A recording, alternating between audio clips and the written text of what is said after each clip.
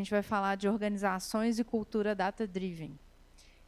A moderadora vai ser a Cíntia Bicalho Maluf Araújo, formação em Ciência da Computação pela PUC, especialização em Tecnologia da Informação e Gestão Empresarial e Gestão de Projetos, atua com Business Intelligence desde 2001, carreira construída em organizações nacionais e multinacionais dos setores de serviços, telecom e saúde.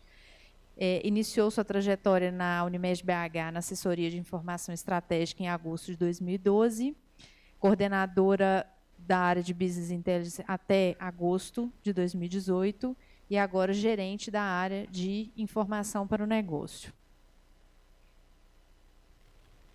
Bem-vinda ao palco. Elbert, que volta ao palco. E Cláudio Lúcio, da A3 Data, profissional com 19 anos de experiência, já conduziu mais de 30 projetos de BI e Business Analytics, é doutorando em modelagem matemática e computacional, mestre em informática pela PUC Minas, especialista em estatística pelo UFMG e em gestão pela Fundação Dom Cabral. É professor de pós-graduação da PUC Minas, gestão, banco de dados, arquitetura de sistemas, BI e ciência de dados. Especialista na temática de dados e suas nuances, certificado em banco de dados e estatística. Gente, bom trabalho. Boa noite. Nós somos os guerreiros, né, do final. Obrigada a todos que estão aqui ainda. É uma honra estar aqui. Eu agradeço em nome da Unimed BH e do Ezequiel. Este é um evento que eu, particularmente, tenho muito carinho. É o 3º ano que a gente participa. E é muito agradável estar aqui e ver que o evento tem mercado, tem aceitação dentro de Minas, e é uma coisa que é gratificante enxergar tanta gente interessada no tema. Eu atuo na área de Business Intelligence desde 2001, na época na Telemig Celular, e o que eu estou vendo hoje em dia é uma oportunidade enorme de utilizarmos realmente os dados para trazer diferenciais para o negócio. Oportunidade tecnológica, oportunidade do ponto de vista de coleta de informação e oportunidade de interesse das empresas em entrarem e surfarem nessa onda aí, que é de analytics, né, que se fala tanto, mas, na verdade, quando a gente fala de uma organização com cultura data-driven, temos pouquíssimas organizações que realmente estão nesse patamar. A Unimed BH ela investe em informação há muito tempo, a gente tem o DW implantado desde 2004, mas estamos numa jornada, num caminhar para chegarmos a uma cultura data-driven. Temos várias iniciativas em tecnologia, implantamos Data Lake, do ponto de vista de capacitação, temos um programa de parceria com o FMG, tem um tanto de coisa acontecendo, mas numa jornada de chegar realmente numa cultura data-driven. E aí, diante desse cenário, né, nesta jornada, eu queria fazer a primeira pergunta para o Cláudio. Dentro da experiência dele, do que ele tem de método, de conhecimento, de estar dentro das empresas, de prestar consultoria, o que ele vê como método, o caminho mais eficiente de evolução aí para chegarmos realmente numa organização data-driven?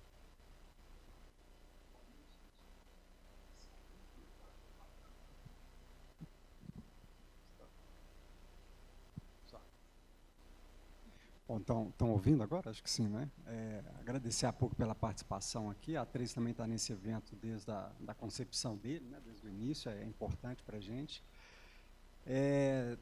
Tentando responder a Cíntia, que é difícil, porque é uma pergunta que interessa a todos, e vamos dizer assim, né?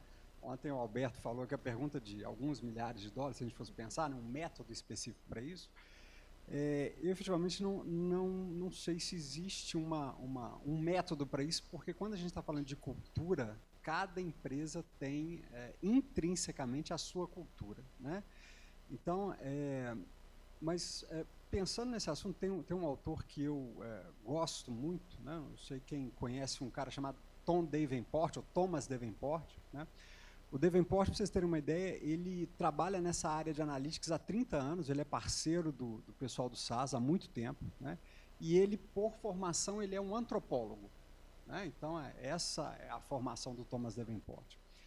E apesar dele ser antropólogo, né, a gente pode pensar nessa história de método, né, de cultura data-driven, né, tentando trazer aqui uma letra grega, vamos dizer assim, né, ou como é que a gente colocaria um modelo matemático em cima de uma cultura, né? Como é que ele define isso? Ele define que, na verdade, uma cultura, né, é um conjunto de atributos pessoais individuais e de comportamentos que se propagam no tempo, né? Então, ele conceitua isso como uma cultura geral, né, de uma empresa e por aí vai, né?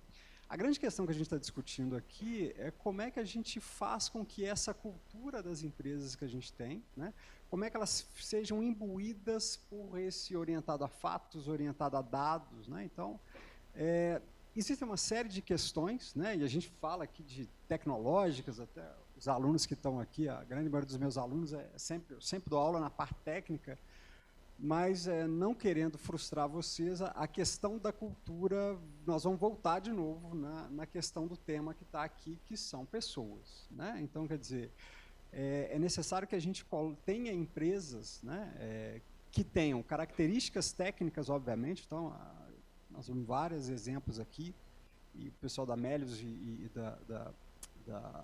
do Banco Inter também, eu achei muito interessante, porque não se falou de data warehouse aqui, então é um componente importante para essa história, apesar que hoje se fala muito de data lake. Mas na parte técnica, por exemplo, pensando a questão de como o usuário vai trabalhar com o self-service, né, como ele vai enxergar metadados, como ele vai consultar o que tem no seu data lake, né, isso por detrás está a influência da gente colocar uma cultura em que você realmente possa ter o self-service, né? Você tem uma ideia ali do que você tem para poder consumir os seus dados, né? Além disso, quer dizer, dentro de uma cultura, a gente vai precisar ter informações, né, comportamentos que são de analistas, né, ou seja, de quem está na operação, que está na linha de frente, e o mesmo comportamento na liderança, né? Então, não adianta nada, por exemplo, você tentar criar uma cultura data-driven na sua empresa, mas, por exemplo, o conjunto de informações que são geradas, o diretor, ele eventualmente consulta, ele não usa aquilo. Ou ele não consegue, por exemplo, comunicar exatamente qual é o tipo de indicador, o tipo de decisão que ele precisa fazer, né?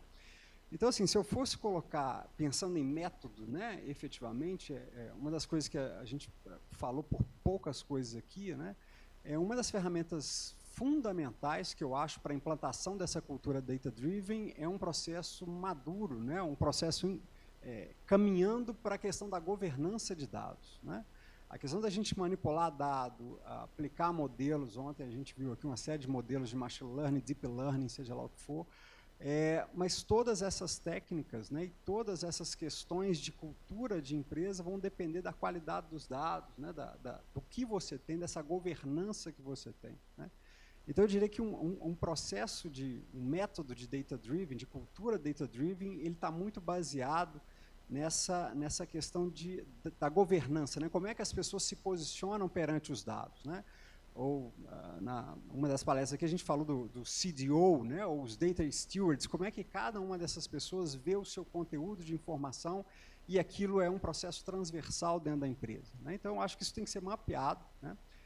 Na A3, por exemplo, a gente está num projeto lidando exatamente com isso, com governança de dados, né? Para um setor que é extremamente regulado, né?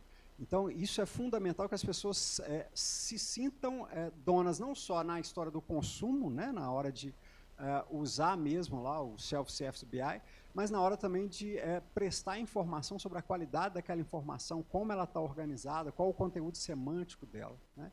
Então, na verdade, essa pergunta a gente vai, né, mas assim, esse pilar eu acho que ele é fundamental, né? Obrigada, Cláudio. O Elbert, ele comentou aqui na última, né, onde ele poderia ajudar mais, é o que ele tem visto no mercado em relação a esse tema. Eu queria que você compartilhasse com a gente. Excelente. Obrigado, Cíntia. Bom, boa noite de novo. Obrigado, né, por vocês estarem aqui até essa hora. Eu venho de uma história longa na TI, né? Nos anos 90, eu entrei na Xerox do Brasil, e naquela época, basicamente, tinham duas empresas de tecnologia aqui, né? Xerox e IBM, eram os expoentes. A Xerox muito orientada ao dado, porém o dado no papel, e a IBM, né, no mundo do mainframe. Depois passei pela Microsoft, na Xerox eu fiquei 15 anos, depois passei pela Microsoft quase 10 e hoje nessa empreitada na Cryptos. O que eu vejo, Cíntia, e no dia a dia, o primeiro ponto é, eu estou sempre discutindo o negócio, ou tentando discutir o negócio com as empresas. Tem um bloco tecnológico que está muito voltado ao passado, e o que a gente pega na prática são várias empresas que ainda não conseguem discutir o BI, né? E quando a gente fala em BI, conceitualmente, a gente já está tentando diferenciar isso junto ao mercado, entre o que é BI e o que é Business Analytics, né? Um lado mais passado, um lado mais preditivo, mais avançado, mas entreter essa discussão do avançado ainda é algo desafiador. E eu não estou falando de empresas pequenas ou empresas recém-criadas, eu estou falando de empresas tradicionais. Então, há uma série de empresas ainda que não conseguiram estruturar um ambiente de base de dados, mesmo tendo fontes diversas, em que a gente possa ter uma riqueza de mineração. Foi usada aqui uma frase extremamente comum, que os dados são o novo petróleo, e usando a analogia, a gente precisa minerar, a gente precisa extrair, a gente precisa transformar e depois criar inteligência. Que produto vai ser o derivado desse petróleo? Então, na parte dessa cultura data-driven, eu vejo que a gente tem um caminho longo ainda a ser percorrido, por alguns aspectos que eu vou citar. O primeiro aspecto, a discussão do negócio não gira em torno dos dados. Várias das empresas das quais eu passei, mesmo empresas de ponta, eu estou no mercado de tecnologia há 20 e tantos anos aí. Um exemplo, dentro da própria Microsoft, era casa de ferreiro espeto de pau.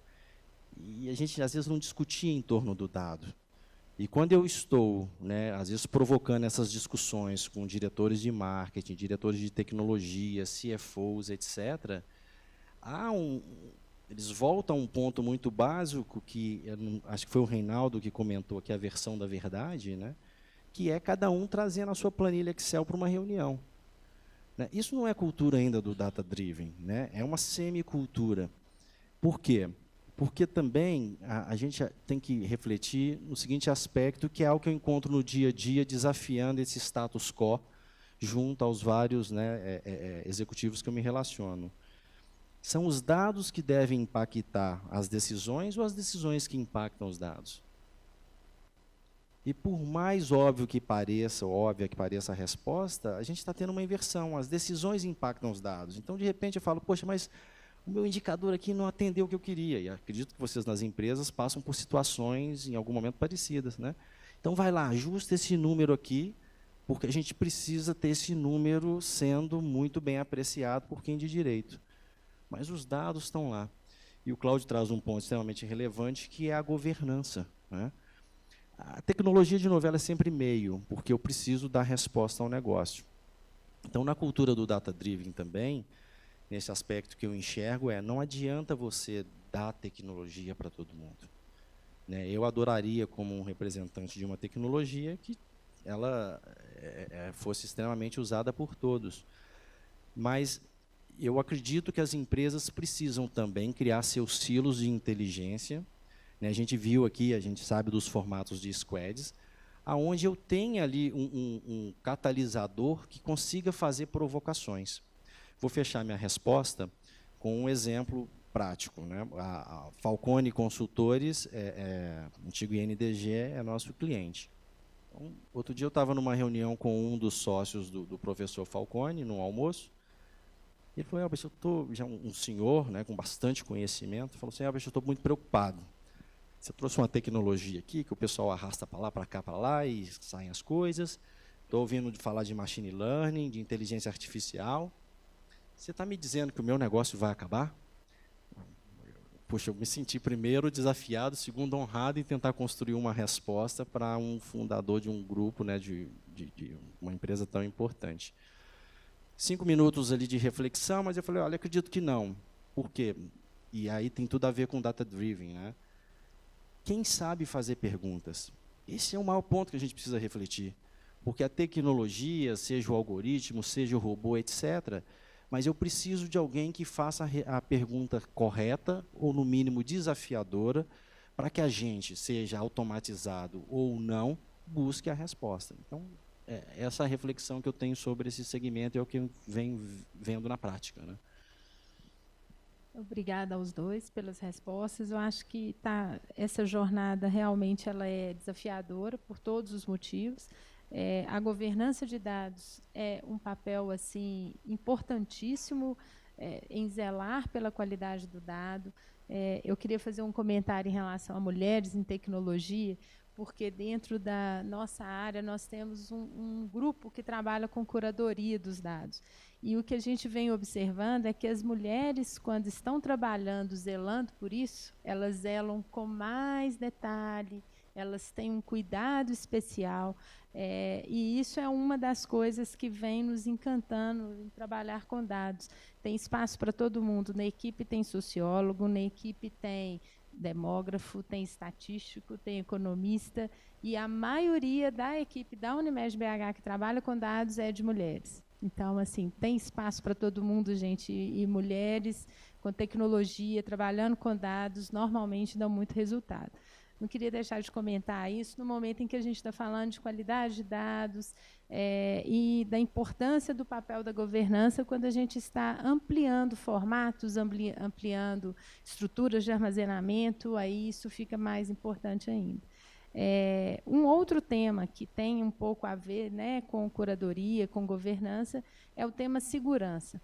E com a LGPD, né, a Lei Geral de Proteção de Dados, que está prevista para entrar em fevereiro de 2020, eu tenho visto um movimento muito grande das organizações em relação à discussão da lei, a pensar os impactos nos negócios, mas para a gente que lida com informação tem um peso extra. Eu queria saber de vocês o que vocês pensam em relação ao que pode mudar no nosso mercado, o que a lei vai trazer de bom e de ruim para a gente. Tá. Eu acho que o que vai acontecer no Brasil é muito parecido com o que aconteceu na Europa, né? Quer dizer, se a gente pensa na própria figura do cientista de dados, né? 2, 3 anos atrás, a gente tinha uma figura que era esse unicórnio, que era o cientista de dados, e hoje, claramente, a gente já vê uma subdivisão, né, nessas figuras. A gente já vê a figura do arquiteto, a figura do engenheiro de dados, a figura do cientista, a figura do especialista em visualização, né? Eu acho que infelizmente, no Brasil, as coisas vão ficar para o último momento, para o último instante, né? A grande maioria das empresas vai deixar isso para o final, né? Vamos dizer assim, para a beira ali do que vai acontecer. Mas eu imagino que essa questão é uma questão que vai levantar uma série de novas demandas, né? A gente já vê no mercado algumas empresas, inclusive, né, a gente está falando da área do direito aqui, já trabalhando em cima dessa questão, né? Então nós vamos ter desde a questão conceitual, que vai precisar de ser tratada, né, e até com algum tempo hábil a necessidade para a gente tratar essa informação, né? Ou seja, tudo que é informação personificada de identificação que chega na pessoa, isso vai ter que ser tratado, né? Nos meus data lakes, por exemplo, isso não pode estar acessível sem criptografia. Eu tenho que ter metadados muito específicos sobre onde aquilo está espalhado em todo o meu arcabouço de sistemas que eu tenho dentro da empresa. Então, quer dizer, no mínimo, tecnicamente, a gente tem uma reengenharia aí para ser feita, né? Em processos, em dados e tal. Mas aproveitando que a gente está falando de cultura data-driven, eu acho que esse também é um momento para a gente alavancar esse tipo de cultura dentro da empresa, né? Não só com essa ideia de BI self-service, né? Cada vez mais informações self-service, mas o LGPD vai trazer à tona, mais do que a gente tem inteligência artificial, machine learning, essas coisas já foi falado aqui, estão cada vez mais em moda, vamos dizer assim, né? E as pessoas falam isso no bar, né? A gente tem isso e tal. Mas o LGPD também vai trazer esse fenômeno da gente discutir essas coisas com todas as profissões, né? Todos os profissionais, e como é que a gente vai tratar isso. Então, assim, eu vejo como uma grande oportunidade no mercado, porque a gente vai precisar, principalmente na figura do arquiteto, principalmente o arquiteto de dados e de arquiteto de software, demandas que vão ser geradas para médias, pequenas, né, e grandes, desde que lidem aí com informação pessoal. Então, mas eu acho que a gente que está nessa área, uma das nossas funções exatamente é começar a conscientizar que isso não dá para fazer faltando 2 meses para a lei entrar em vigor, né? Então, esse é um trabalho que eu acho que a gente tem que começar a fazer com os clientes, as pessoas, e começar a propagar que isso vai levar um certo tempo para poder ser tratado, né, e realizado. Muito bom. Eu concordo com o comentário do Cláudio, eu queria adicionar 2 perspectivas, né? Eu estava na Microsoft e era, na época, uma das empresas que mais sofria quando o grupo europeu fazia uma regulamentação, né? Por questões de monopólio, por questões de padrão de documento, depois quem acompanha um pouco mais essa indústria viu o padrão ODF, etc., por aí vai. Então, do lado dos grandes fabricantes, o que eu vejo, há uma velocidade muito rápida de adaptação, né?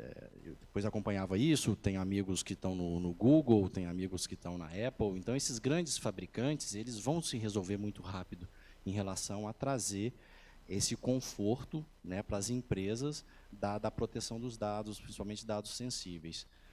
A gente já opera numa indústria, temos um cliente que está regulamentado por questões de PCI, né, quando você trafega dados de cartão de crédito, por exemplo, há um rigor muito forte, né, porque, acima de tudo, há uma questão aí, legal em fazendo essa imposição.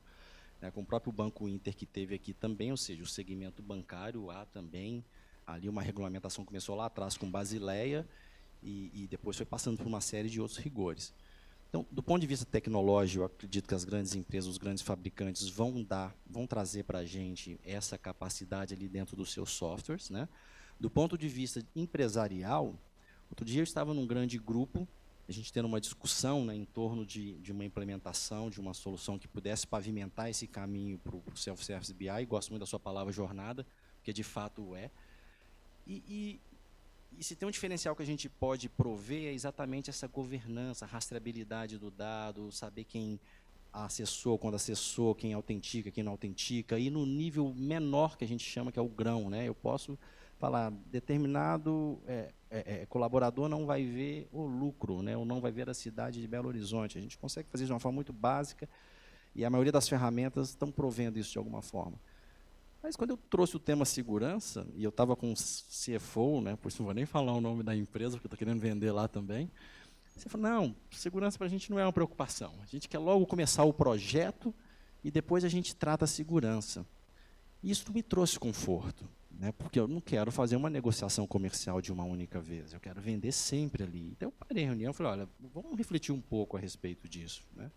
Qual é o custo de uma informação sensível sair do seu negócio, né? E como que a gente trabalha isso?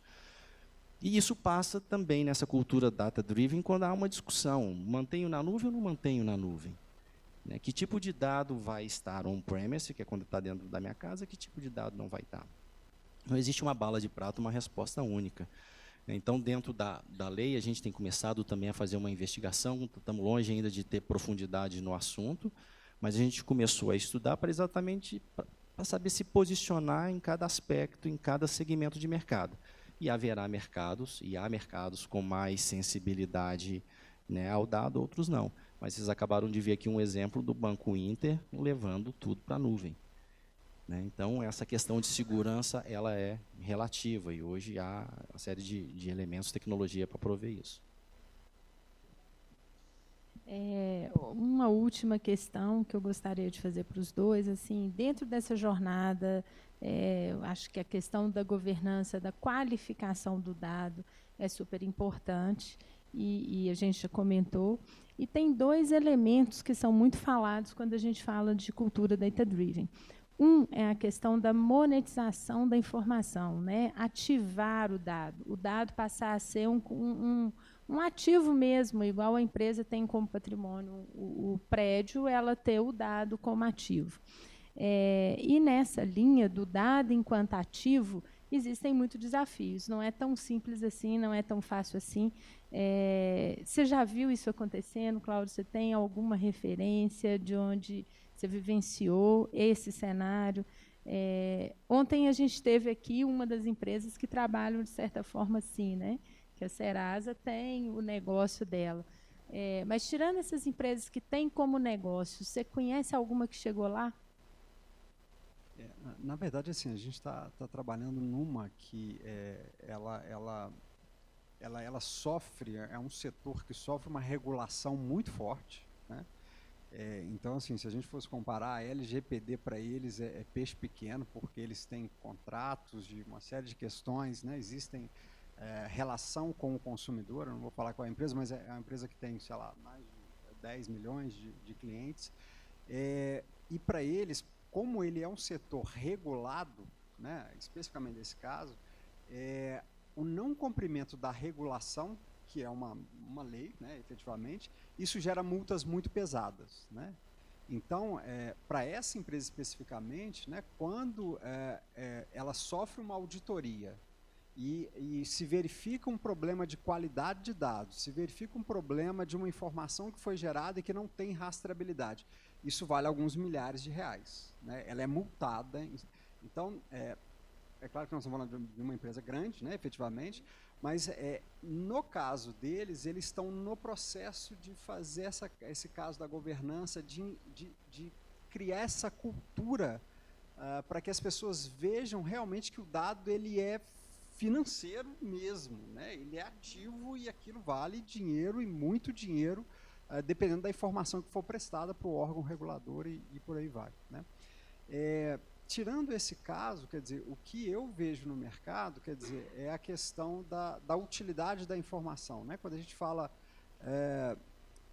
de como essas tecnologias vão ser usadas, quer dizer, quando a gente fala principalmente de Big Data, existe uma tendência para reduzir custo, né? Então eu tenho uma solução que ela é cara e eu vou utilizar a tecnologia Big Data para reduzir custo, e outras para tentar alavancar ou gerar receita, né? Novas aplicações, né? Novos produtos de dados e por aí vai, né?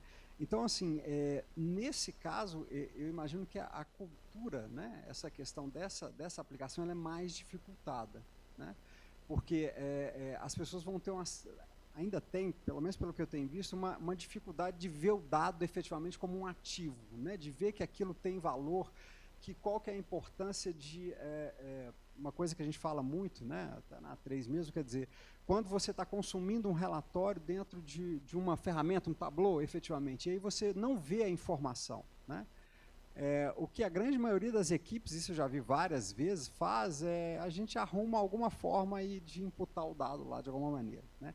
Quando, na verdade, para isso ter um impacto no processo de negócio, a gente teria que avaliar a causa raiz daquilo, né? Então, uma empresa que tem uma cultura data-driven, que vê os dados como ativos efetivamente, a gente vai até colocar lá alguma coisa para ver, para não faltar o valor, mas uma ação vai ser endereçada para tentar identificar a causa raiz daquele problema, né? Seja aquilo ter que alterar um sistema que está fazendo um processo errado, seja ter que melhorar um dado numa base que está sendo tratada. Então, essa visão, né, ainda, eu vejo, a gente atende outras empresas, né, de tamanho parecido com essa que é fortemente regulada, mas isso ainda está em maturação, né? As empresas não, no nosso caso lá, assim, uma indústria e vários segmentos, isso é algo ainda a ser construído. Não só pela equipe de analistas, né, pelas pessoas, mas os executivos mesmo. Muitos deles não têm essa visão e estão mais preocupados com a decisão que precisa ser tomada, né, sem importar se isso tem fundamento ou não, que é outra, né, que é a característica da cultura data-driven. Mas, então, eu vejo dessa maneira. Nós ainda estamos indo para esse lugar, né, algumas mais, por causa de algumas regulações e força de lei, infelizmente, né, e outras ainda em construção, né?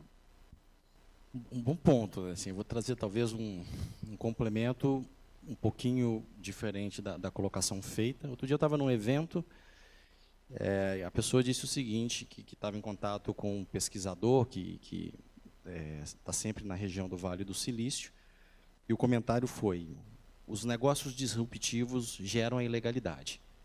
Eu falei, uau, que frase é essa, né? E quando eu vi a frase, eu falei, poxa, acho que faz sentido, né? Porque quando a gente pensa num Uber, por exemplo, né, foi disruptivo, a gente viveu e percebeu aí durante muito tempo a questão, é legal, não é legal, isso vai para município, não vai para município, o governo, obviamente, sempre com interesse se Se ele começa a tributar e ter alguma arrecadação em cima, a coisa começa já a ficar legal, e a gente pode pensar em outros exemplos assim que se fala, uau, isso que gerou ilegalidade. E essa frase me veio à cabeça aqui com a pergunta da Cíntia, porque eu, por exemplo, tenho um cenário, a maioria das empresas que a gente lida, eu sempre tenho que assinar um NDA, então eu confio 200% nos meus consultores, porque senão eles vão me quebrar, né? Qualquer dado que ele deixar escapulir, eu tenho que vender todo o patrimônio aí e ainda não vai dar para pagar 10%. Então, há uma preocupação, sim. Tá? Por outro lado, quando eu pego determinados setores, por exemplo, a gente tem belos cases de governo, e o segmento de governo, ele que se autorregula, né, em vários aspectos e tem uma influência, né, para caminhar para um lado ou para o outro, o dado está sendo coletado e, de alguma forma, ele está sendo compartilhado. A gente já tem vários ambientes públicos que você consegue entrar e tem inteligência artificial, e tem Big Data, e tem Data Analytics rodando por trás, e você, como cidadão ou como funcionário executivo de uma empresa, fazer essa avaliação. Então, quando eu pego esse tema específico, eu acredito que ele vai se alavancar, sim, dependendo do setor, com mais ênfase ou menos ênfase. Mas, no caso específico da proteção do dado, tem que se tomar uma série de outros cuidados, né? Voltando aqui, fazendo um paralelo com o Microsoft, eu lembro quando a gente fazia roadshow de lançamento dos sistemas operacionais, né? E acredito que todo mundo aqui, a maioria, gostou muito do Windows Vista, né? É um sistema assim, pesadão e tal. E aí eu fui fazer uma palestra, não me lembro em qual região, e aí eu falei, pô, já sei que eu vou ser bombardeado aqui, né? E aí eu falei, não, a gente então tem aqui o roadmap, veio o Windows XP, que a turma gostava tal. Depois a gente lançou o Windows 7. Aí a galera já ficou alvoroçada, né? Falou assim, pô, e o Windows Vista? Eu falei, sempre tem um desagradável aí, etc. Mas o exemplo, a gente tinha naquela época o sistema operacional já criando alguma proteção, né? Então, eu me lembro que a Microsoft criou o Right Management System, que era um aplicativo que vinha dentro do Office, que você, por exemplo, mandava uma mensagem para o seu grupo, e o grupo só conseguia ler, obviamente isso estava amarrado ao AD, para quem é mais técnico aqui, né? Só conseguia ver o seu grupo. Então o pessoal falava assim, poxa, agora a informação está protegida. Mas não, podia chegar com um celular e printar a tela, né? Então, a gente vai sempre ter uma fronteira adicional, essa é a minha visão. A segurança é uma corrida sem linha de chegada, né, e que passa muito pelo comportamento. Né? Eu brinco com o pessoal, você está com o seu notebook, se você quiser achar um Wi-Fi na cidade, né, já está iluminando, é o termo que os prefeitos usam, né, a gente está iluminando as cidades digitalmente. Mas se você tiver muita coragem, abrir ele ali no meio da Praça 7 ou lá na Praça da Estação, possivelmente você, né, não vai ter o seu notebook. Então, a segurança tem um lado comportamental também que eu acredito que tem que se fazer esse investimento dentro das organizações, né? Quando eu trago esse NDA e assino, eu busco uma coparticipação dos consultores. Mas nada o impedirá se tiver ali uma intenção adicional ao que é a relação, né, com a corporação. Então, esse é um trabalho que tem que ser contínuo e vigilante, do meu ponto de vista. Obrigada. Eu gostaria de abrir para perguntas. Eu, aqui, como mediadora, os itens que eu gostaria de conversar com os dois, eu já coloquei. Vocês querem completar alguma coisa antes de ir para perguntas? Não, acho que vamos aproveitar o tempo. Né? Vamos. Só queria comentar uma frase que eu li em relação ao skill de uma pessoa para trabalhar como cientista de dados. Considerando a variação tecnológica, o que a gente está exposto, que a pessoa falou que a pessoa precisa ter uma mente curiosa e uma disponibilidade para aprender. Então, acho que é isso, uma mente curiosa e disponibilidade para aprender para nós todos. E eu gostaria de mandar uma pergunta para vocês. As empresas estão sinalizando que elas querem mudança, mas elas querem mudar? Elas estão dispostas a mudar o comportamento? Acho que essa que é a mensagem. A gente precisa pensar nessa jornada data-driven aí.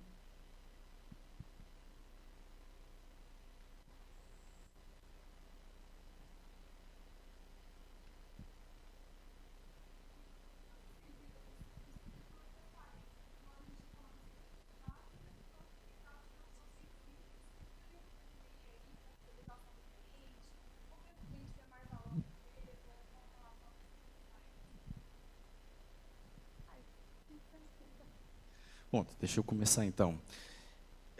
De novo, eu vou olhar por setor, né? Quando você fala no governo, existe inclusive uma lei, que é a própria lei da transparência. Então, o governo tem sim, eu percebo isso antes da sociedade com a BHS, eu fui responsável pela estratégia de governo, saúde e educação no país, pela Microsoft, então rodei praticamente o país inteiro. E havia uma legitimidade, no início um pouco imposta pela lei, depois o próprio governo entendeu que há um benefício nesse aspecto. Então, eu vejo mais e mais, e hoje com projetos que a gente tem, inclusive de fazer essa contribuição de disseminar o acesso ao dado, a gente tem tido projetos dentro do governo que o governo tem buscado entender como que a tecnologia pode ajudar a colocar a informação para o cidadão. Então, no aspecto do governo, eu vejo isso.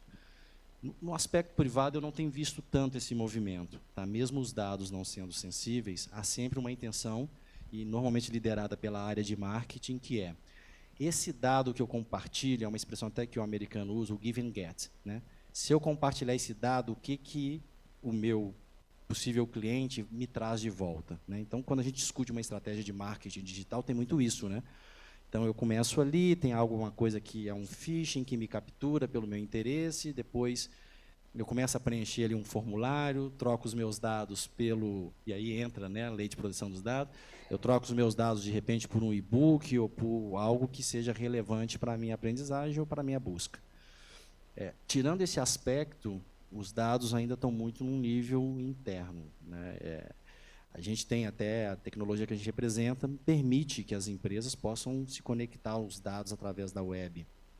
E tem dados que você conecta de uma forma gratuita, por exemplo, eu posso ir num site do IBGE e coletar uma série de dados que vão fazer sentido, eu posso ir num Twitter e botar uma hashtag, uma palavra e coletar os últimos 5.000 tweets e fazer uma análise de sentimento integrada ao Python e ver, opa, o que estão falando, bem ou mal da minha empresa, né? Mas há uma série de outros dados que você tem que ter APIs pagas, né? Em uma palestra aqui, o pessoal falou, por exemplo, de Google Maps, né? Enfim, depende muito do interesse financeiro que está por trás, é o que eu tenho percebido.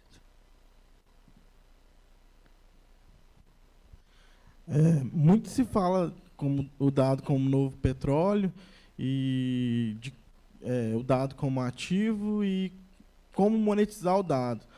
E o Cláudio citou que, às vezes, estar em compliance é uma forma de monetizar, porque você vai estar deixando de gastar com multas.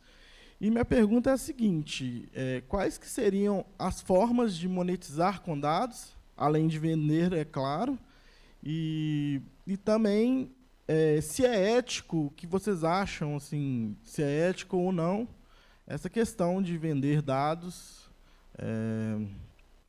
Basicamente isso é a pergunta. Pensando, por exemplo, a Sociedade Brasileira de Pesquisa, por exemplo, né, que é quem já lida com isso há muito tempo, né, toda vez que você faz uma pesquisa, efetivamente, você tem identificação da pessoa. Né, então, quer dizer, existe um código de ética e moral, na verdade, em não se divulgar a identidade de uma pessoa que participa de uma pesquisa. Né, e isso, para mim, mas faz todo sentido que isso continue dessa maneira, né, sem a permissão da pessoa. Existe a questão de uma prévia autorização para que o principal interessado possa entrar em contato, mas o processo de vender essa informação personificada, a LGPD, isso não é, hoje não é ético, é moral, e a gente vai ter implicações jurídicas com a implementação da LGPD. Né? Então, o ideal é que você consiga tirar ali insights, informações agrupadas, mas não consiga chegar ali na pessoa. Né? Então, eu acho que isso tem que manter. Né? Tem que manter e vai. Né? Eu concordo, só queria trazer uma perspectiva enquanto empresa, né? A valorização da empresa. A gente falava muito lá atrás na sociedade de conhecimento, quando você falava inclusive em KM, né, em gestão do conhecimento. Eu li um artigo recente onde o Gartner posicionava que até 2021, 2022, por aí, as empresas vão ser também avaliadas pela capacidade de informação que elas têm, né, do seu dado em si. Então, isso é uma forma de monetizar. Quando eu olho para um ativo intangível, mas que eu digo o seguinte, existe uma riqueza tão grande aqui que se eu vou vender a minha empresa, eu não olho mais só o ativo físico, né, que eu tenho. Então, que inteligência é essa existente dentro da sua base? E a gente começa a olhar a carteira de clientes, segmentos, onde eu atuo, etc., para aquele possível investidor ou comprador olhar para o meu negócio e falar, ok, entendi que tudo que você tem aqui físico vale X milhões, mas o que você tem intangível, que são seus dados, valem 2X milhões. Né? Então, há essa discussão, o Gartner está entretendo essa discussão, que vale a pena a gente acompanhar, para ver, obviamente, elementos de como que a gente vai ter tecnologia e metodologia para mensurar esse aspecto. Boa noite. Vendo vocês falando, lendo alguns artigos e tal, fica muito claro que essa cultura de data-driven, os benefícios que ela traz. E eu imagino, pelo menos, sou um pouco pessimista em relação a isso, eu imagino que se eu sei dessa informação, eu que estou na parte baixa da pirâmide, os grandes líderes, os grandes gestores têm isso muito mais rápido e mais claro do que eu. Eles sabem que essa cultura é valiosa e os benefícios que ela traz. Quais que são os dificultadores, os obstáculos que as empresas enfrentam ou elas vão enfrentar para fazer essa transformação de uma cultura legada que elas têm para uma cultura de data driving? É preço? É uma questão cultural? É uma questão de transformação digital dentro da empresa? Qual que vocês acham que é o grande obstáculo que as empresas enfrentam ou vão enfrentar para fazer realmente essa cultura data driving? Quer começar, Cláudio? Vou eu.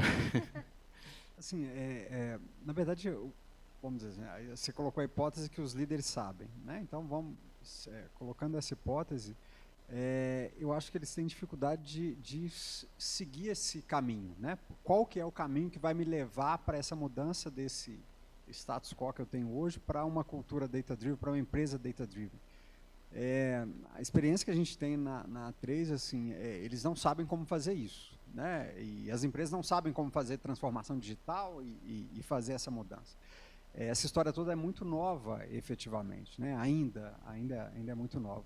Então, assim, esse é um caminho ainda a ser pavimentado, né? E eu diria que dentro das empresas, né, o grande dificultador é o que foi falado aqui anteriormente, é essa mudança de mindset, né? É efetivamente você ter as pessoas usando os dados e valorizando os dados como ativo, né? Essa percepção, criar, mudar esse mindset, né? É entender que para eu tomar uma decisão, eu não vou usar só a minha experiência, eu vou consultar, eu vou ter esse ato questionador, né, de tentar entender a causa raiz.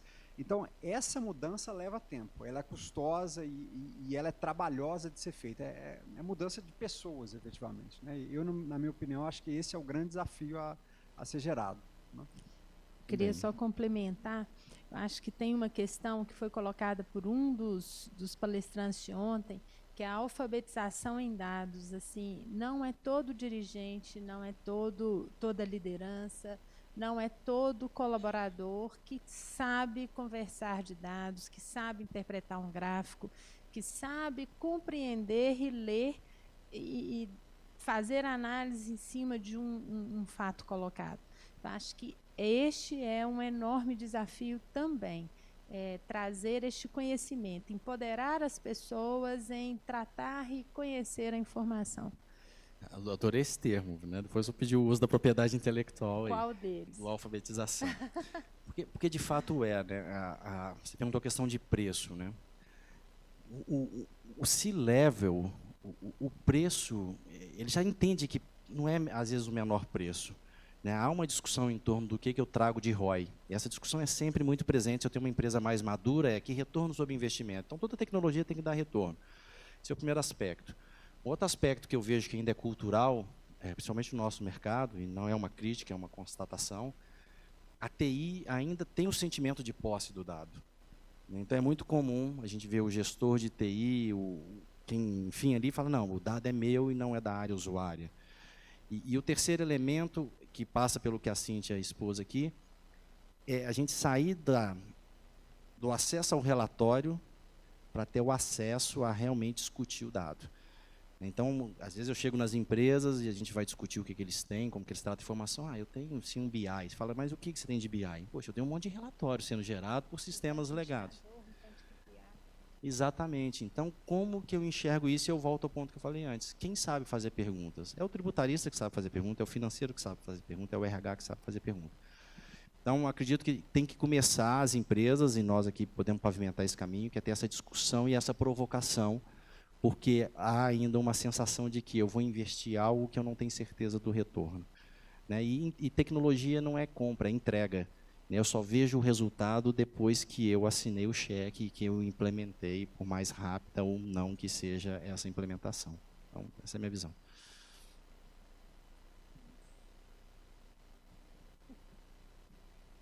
Gente, muito Desculpa. obrigada pela participação. Opa, deixa eu só...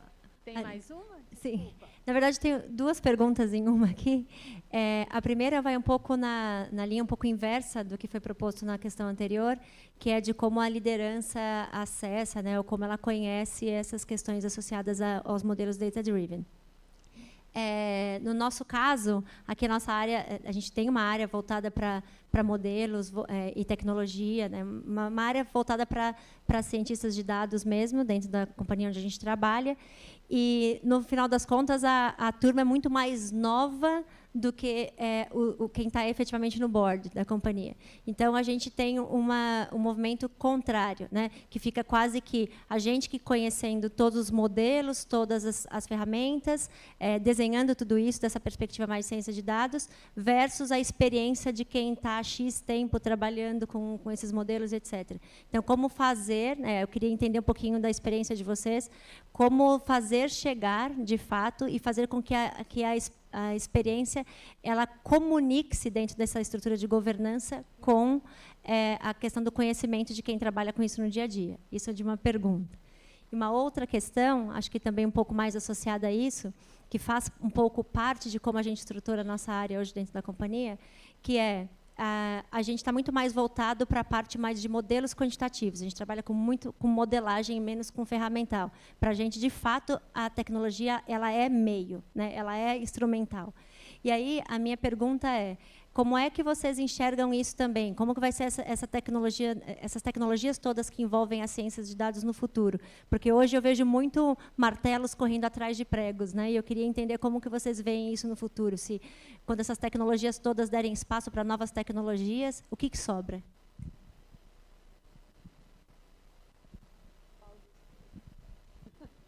Muito boa, pergunta ótima, tá? Eu vou tentar sumarizar aqui o meu entendimento nesse aspecto. Então, você disse, né, a gente tem uma moçada super nova, um C-level mais maduro, que vem de uma outra experiência. Isso, para mim, é um pouco do que a gente falou no painel anterior, essa diversidade é super rica. Há uma entrega tecnológica que vem de uma geração diferente, a gente consegue fazer para cima, mas em cima aqui tem o que a gente chama das cabeças prateadas, né, que já sofreram, já passaram, viram crises, né? A geração milênio não viu o que é crise, talvez mentou, tateou o que a gente está vivendo agora, assim, de uma forma bem suave. A gente que já está um pouquinho mais de estrada sabe o que é lidar num cenário, por exemplo, de hiperinflação, onde as coisas não se resolvem. Então, essa junção, para mim, ela é a fórmula correta.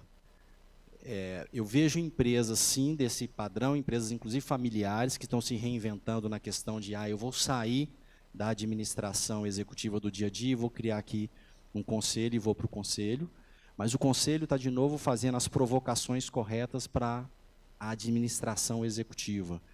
Então, esse é o primeiro ponto assim, que eu vejo da sua pergunta. O lado do prego ou do martelo, né, que não lembro quem corre atrás de quem, o que eu vejo, assim, a gente está super atento. Eu, por exemplo, agora, final do mês, estou indo para um evento internacional, onde vai ter uma discussão riquíssima do que está acontecendo lá fora sobre Big Data, sobre Data Analytics, sobre inteligência artificial. E eu estou vendo cada vez mais uma convergência também. Né? A tecnologia, também concordo contigo, é meio, mas a gente está tendo essa tecnologia cada vez mais intuitiva, e por isso a gente já fala, eu na minha geração, né, quando eu formei em 1992 em computação, e a gente era meio assim, ninja, né? Os caras entravam, assim, olhavam para você meio diferente e tudo. Hoje eu tenho minha filha, que eu chamo do meu centro de custo, tem 12 anos, e um dia desse ela me desafiou, vamos ver quem digita mais rápido aqui no WhatsApp? Eu falei, uau, você vai ganhar, né? Então, tem sim essa convergência. Eu, inclusive, vou ter uma reunião lá fora com uma empresa americana que criou o conceito de Machine Learning Self-Service. Então, ou seja, estão empacotando uma série de algoritmos que estão, de novo, todos disponíveis, qualquer um de nós pode pegar esses algoritmos, mas estão empacotando de uma forma tão específica que vai começar a se falar assim, uau, então está entrando aqui, num jargão popular, está entrando porco que está saindo linguiça, a coisa está se resolvendo, né? E onde eu atuo nesse aspecto? De novo, para mim, o diferencial de cada um de nós, que foi uma provocação do painel anterior, vai ser, eu sei fazer perguntas, isso para mim não vai mudar nunca, é o diferencial de cada um de nós, né? E os cabeça prateadas sabem fazer boas perguntas. Mente curiosa e disponibilidade para aprender.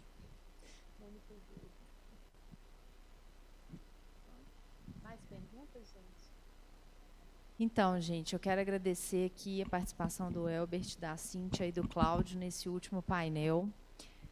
Vou usar a frase que o Léo usou no painel passado. Com certeza a gente está saindo daqui diferente do que a gente entrou.